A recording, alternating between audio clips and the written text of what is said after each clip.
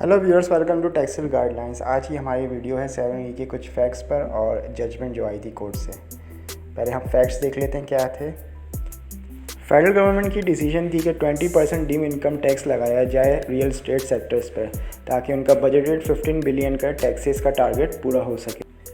मगर कॉन्स्टिट्यूशन के हिसाब से ये फेडरल गवर्नमेंट की राइट नहीं है कि वो इनकम टैक्सेस लगाए रियल एस्टेट सेक्टर पर, क्योंकि ये प्रोविजनल गवर्नमेंट की रिस्पॉन्सिबिलिटी है।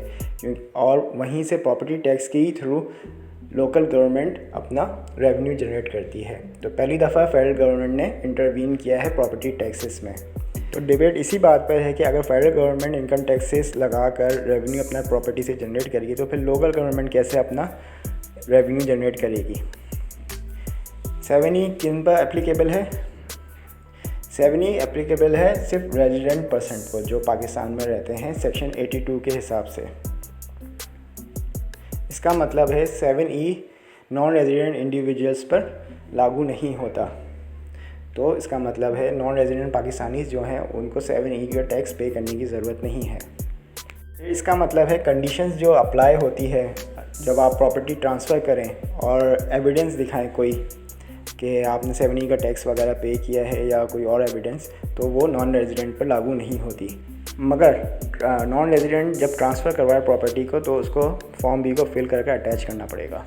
नॉन रेजिडेंट्स के पास क्या एविडेंस होना चाहिए जब प्रॉपर्टी ट्रांसफ़र करें?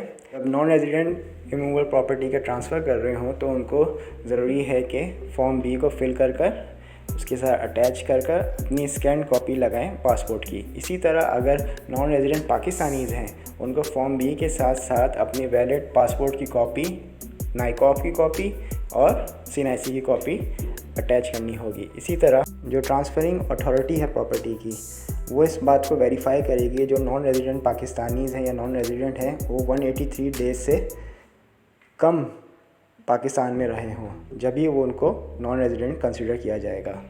इसके अलावा अगर CPI एविडेंस दिया जाए उन प्रॉपर्टी का जो उसी साल परचेज़ की हो, उसी साल ट्रांसफ़र हुई हो, तो उस पर 7E लागू नहीं होगा।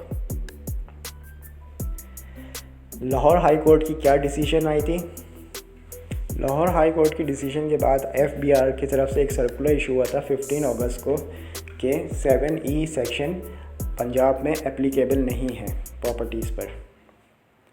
फिर इसका मतलब ये हुआ कि पंजाब में अगर कोई फाइलर या नॉन फाइलर जाता है प्रॉपर्टी ट्रांसफ़र करवाने के लिए, तो उसको कमिश्नर की तरफ से एग्जेम्पशन की ज़रूरत नहीं होगी जब वो अपनी प्रॉपर्टी ट्रांसफ़र करवा रहा होगा।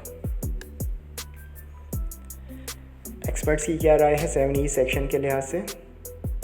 एक्सपर्ट्स के लिहाज से 7E सेक्शन जो इंट्रोड्यूस हुआ है इनकम टैक्स ऑर्डिनेंस में, इसके वजह से इकनॉमिकल डाउनफॉल आया है।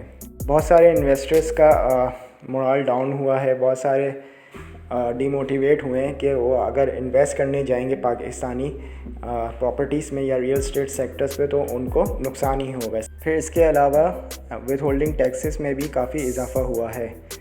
जब कोई भी इंडिविजुअल जाता है अपनी प्रॉपर्टी ट्रांसफ़र करवाने के लिए, तो उसको 1% के बजाय अब 3% पे करना पड़ेगा, जिसके वजह से फर्दर प्रॉपर्टीज़ की ख़रीदो फ़रोख्त में डाउनफॉल आएगा।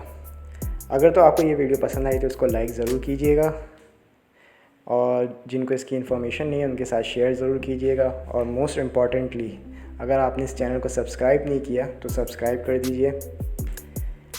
इसके अलावा अगर आपके पास कोई सवाल हो तो आप मुझे इस WhatsApp नंबर पर मैसेज कर सकते हैं। अगली वीडियो तक के लिए थैंक यू।